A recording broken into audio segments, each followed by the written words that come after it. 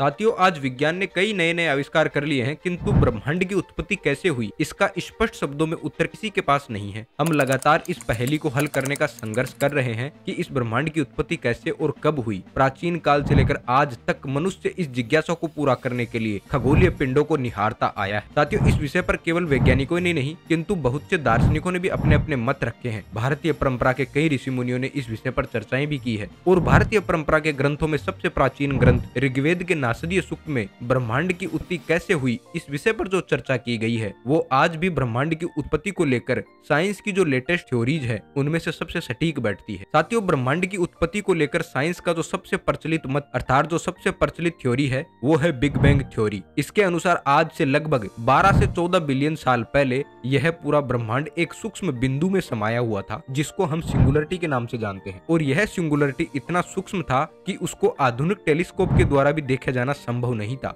इस बिंदु का वॉल्यूम ऑलमोस्ट 0 के बराबर था और इसकी डेंसिटी लगभग इन्फिनिटी थी। और उस छोटी सी इकाई पर मानव गणना के अनुसार ना तो समय था और ना ही स्पेस यानी खाली जगह थी। फिर अचानक उस सूक्ष्म इकाई में विस्फोट होता है और सूक्ष्म इकाई में समाहित जो भी मैटर वो चारों तरफ फैलने लगता है और इस प्रकार हमारा ब्रह्मांड एग्जिस्टेंस में आता है। अब यहाँ पर यह प्रश्न खड़ा होता है कि जिस सूक्ष्म इकाई में ये विस्फोट हुआ था वो आखिर आई कहाँ से थी। तो वैज्ञानिकों ने इस बात का यह निष्कर्ष निकाला कि जो सिंगुलरिटी जो सूक्ष्म इकाई थी वो किसी पुराने यूनिवर्स के संकुचन से बनी होगी, यानी जब पुराना यूनिवर्स मरा होगा तब वह संकुचित हुआ होगा और तब यह सिंगुलरिटी बनी होगी जिसको हम बिग क्रंच के नाम से जानते हैं। यानी पुराना यूनिवर्स मरने के बाद सूक्ष्म इकाई में बदल गया होगा और फिर उसमें बिग बैंग हुआ होगा। इस प्रकार big bang and big crunch एक साइकिल के रूप में रिपीट होते रहते हैं। साथियों, यही सृष्टि का सर्जन और विनाश सनातन धर्म के 4 युगों के साइकिल के रूप में दर्शाया जाता है। तो चलिए साथियों, अब देखते हैं कि ऋग्वेद का नासदीय सूक्त ब्रह्मांड की उत्पत्ति को लेकर क्या कहता है। यह सूक्त ऋग्वेद के 10वें मंडल का 129वां सूक्त है और इस सूक्त में कुल 7 मंत्र हैं और ये 7 मंत्र सृष्टि के रहस्यों के बारे में गहन अंतर्दृष्टि प्रदान करते हैं। सबसे पहले हम जान लेते हैं कि इसका नाम नासदीय क्यों है। साथियों, नासदीय शब्द न आसीद से मिलकर बना है जिसका अर्थ है यह अस्तित्व में नहीं था, यानी उस समय कुछ भी नहीं था। और उसके बाद आगे के 7 मंत्रों में बताया गया है कि यह यूनिवर्स अस्तित्व में कैसे आया। तो साथियों, आज हम इन 7 मंत्रों में यह देखने वाले हैं कि इस यूनिवर्स की उत्पत्ति कैसे हुई व साथ ही जानेंगे कि आधुनिक विज्ञान के साथ यह कितना मेल खाता है। तो चलिए बढ़ते हैं प्रथम मंत्र की ओर। यह मंत्र न असत आसीत नो इति सत आसीत से प्रारंभ होता है जिसका अर्थ है उस समय ना तो सत था और ना ही असत। यहाँ सत का अर्थ होता है अस्तित्व यानी एग्जिस्टेंस, अर्थात उस समय किसी भी प्रकार का कोई अस्तित्व नहीं था। और असत का अर्थ होता है नॉन एग्जिस्टेंस यानी अस्तित्व नहीं होना, ऐसा भी कुछ नहीं था। यहाँ पर तदानीम शब्द का उपयोग किया गया है और तदानीम का अर्थ होता है उस समय पर। मंत्र में आगे कहा गया है कि न आसीत रज नो इति व्योम। यहाँ रज का अर्थ कण से लेना चाहिए। उस समय न तो कोई ठोस पदार्थ था ना ही व्योम अर्थात अंतरिक्ष यानी खाली जगह। यहाँ पर जिस अवस्था का वर्णन किया गया है वो हमारे अंतरिक्ष के बनने की पहले की अवस्था है। आगे मंत्र में प्रश्न किया गया है कि किमा व रिवह कुह अर्थात ये जो पूरी सृष्टि थी वो किसके द्वारा आवृत थी, कौन इसको संरक्षित किए हुए था। मंत्र में आगे आया है कि कश्य सरमन अंभ।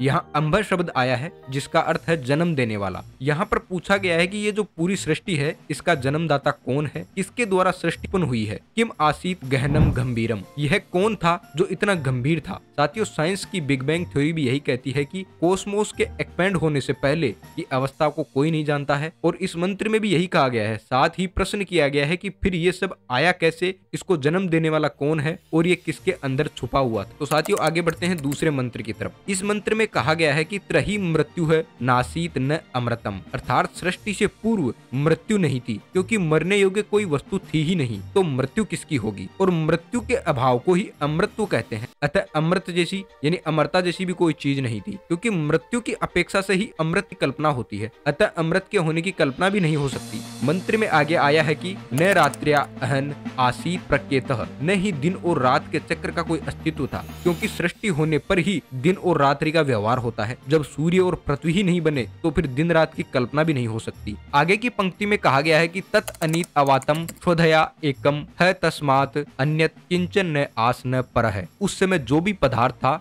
वो अनादि था और अपनी स्वयं की शक्ति से विद्यमान था। उस परम तत्व ने ही पूरी सृष्टि को धारण कर रखा था। यहाँ पर जो स्वधया शब्द आया है उसका अर्थ है कि वो अपनी स्वयं की शक्ति से विद्यमान था, उसके अतिरिक्त और कुछ नहीं था। तो इस पूरे दूसरे मंत्र में बताया गया है कि इस सृष्टि से बनने से पहले न मृत्यु थी और न ही मृत्यु न होना था, यानी अमरता भी नहीं थी, ना दिन था ना ही रात थी, क्योंकि स्पेस ही नहीं था, ना ही प्रकाश बना था। अब प्रकाश ही नहीं बना तो दिन रात कहां से बनते। और उस समय जो कुछ भी था जिसको हम नहीं जानते, वो परम तत्व अपनी शक्ति से विद्यमान था, जिसने सब कुछ धारण कर रखा था। साथियों, अब हम तीसरे मंत्र की तरफ बढ़ते हैं। यहाँ पर मंत्र की शुरुआत तम आसीत तम सा गूढ़म अप्रकेतम से होती है, जिसका अर्थ है कि सृष्टि के आरंभ में केवल अंधकार था जो अप्रकेतम था, अर्थात वो हमारी पहचान से परे था। हम उसको पहचान नहीं सकते थे, क्योंकि हम चीजों को हमारी बुद्धि से पहचानते हैं और हमारी बुद्धि भी इस सृष्टि के बनने के बाद की रचना है। तो वो हमारी बुद्धि की समझ से परे था, क्योंकि हमारी बुद्धि भी इस स्पेस के अंदर रहकर ही काम करती है और वो स्पेस भी नहीं बना था।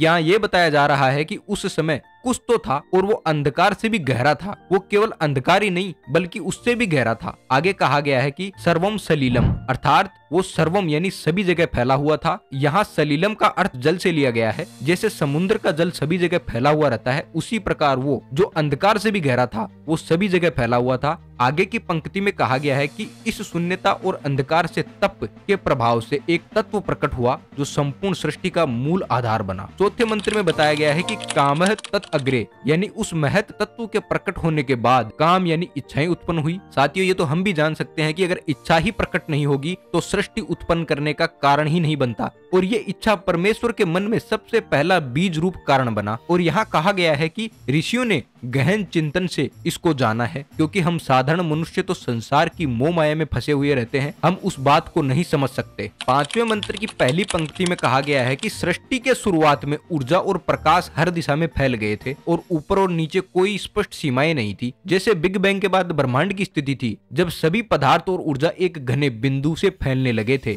और वहीं दूसरी पंक्ति में बताया गया है कि सृष्टि के आरंभ में सर्जन की शक्ति जो रेतोधा के रूप में व्यक्त होती है और महानता जो महिमान के रूप में व्यक्त होती है प्रकट हुई। यहाँ श्रोधा स्थिरता और संतुलन का प्रतीक है, जो ब्रह्मांड में ताकतों को संतुलित करता है, जबकि प्रयति ऊर्जा और विस्तार को दर्शाता है, जो ब्रह्मांड के फैलने और विकास को बढ़ावा देता है। यह मंत्र सृष्टि के उस रहस्यमयी और अदृश्य प्रारंभ को बताता है जब ब्रह्मांड की शक्ति और ऊर्जा इकट्ठी हुई और इसी संरचना का आधार रखा गया। यह स्थिरता और गतिशीलता दोनों के संयोजन को दिखाता है, जैसे बिग बैंग और गुरुत्वाकर्षण के सिद्धांत में होता है। छठे मंत्र में कहा गया है कि कौन इस बात को वास्तविक रूप में जानता है और कौन इस लोक में सृष्टि के उत्पन्न होने के विवरण को बता सकता है कि यह विविध प्रकार की सृष्टि किस उपादान कारण से और किस निमित्त कारण से सब और उत्पन्न हुई है। यहाँ कहा गया है कि देवता भी इस विविध प्रकार की सृष्टि के उत्पन्न होने के बाद के हैं, अतः ये देवगण भी अपने से पहले की बात के विषय में नहीं बता सकते। इसलिए कौन मनुष्य जानता है जिस कारण यह सारा संसार उत्पन्न हुआ है। और अंतिम मंत्र में कहा गया है कि यह विविध प्रकार की सृष्टि जिस प्रकार के उपादान और निमित्त कारण से उत्पन्न हुई है, इसका मुख्य कारण है ईश्वर के द्वारा इसे धारण करना। इसके अतिरिक्त अन्य कोई धारण नहीं कर सकता। इस सृष्टि का जो स्वामी ईश्वर है, अपने प्रकाश या आनंद स्वरूप में प्रतिष्ठित है। हे प्रिय श्रोताओं, वह आनंद स्वरूप परमात्मा ही इस विषय को जानता है। उसके अतिरिक्त इस सृष्टि के उत्पन्न तत्वों को कोई नहीं जानता। साथियों, नासदीय सूक्त और बिग बैंग के सिद्धांत दोनों सृष्टि के रहस्यमय प्रारंभ को समझने का प्रयास करते हैं। सूक्त में वर्णित अराजकता, शून्यता और अज्ञ अवस्था को बिग बैंग से पहले की सिंगुलरिटी और प्रारंभिक स्थिरता के समान समझा जा सकता है। सूक्त के अनुसार सृष्टि की उत्पत्ति एक अनजानी प्रेरणा काम से यानी इच्छा से हुई, जो आधुनिक वैज्ञानिक दृष्टिकोण से बिग बैंग के समय हुई ऊर्जा और विस्तार के विस्फोटक प्रसार के समान है। यह सृष्टि के निर्माण में ऊर्जा और नियमों के संयोजन को स्वीकार करता है, जैसा कि विज्ञान में गुरुत्वाकर्षण और प्राकृतिक नियमों द्वारा ब्रह्मांड का आकार लेने से होता है। अतः नासदीय सूक्त का रहस्यमय स्वरूप यह स्वीकार करता है कि सृष्टि के आरंभ का अंतिम सत्य शायद हमारी समझ से परे है। जैसा कि आधुनिक विज्ञान भी बिग बैंग के पहले की स्थिति को नहीं जानती है, यह सूक्त गहन आध्यात्मिकता और विज्ञान के बीच अद्भुत सामंजस्य प्रस्तुत करता है, जो सृष्टि के रहस्यों की खोज में दोनों दृष्टिकोणों को साथ में लेकर चलता है। साथियों, अगर आपको हमारा वीडियो पसंद आया हो तो चैनल को सब्सक्राइब कीजिए। धन्यवाद। हरे कृष्णा।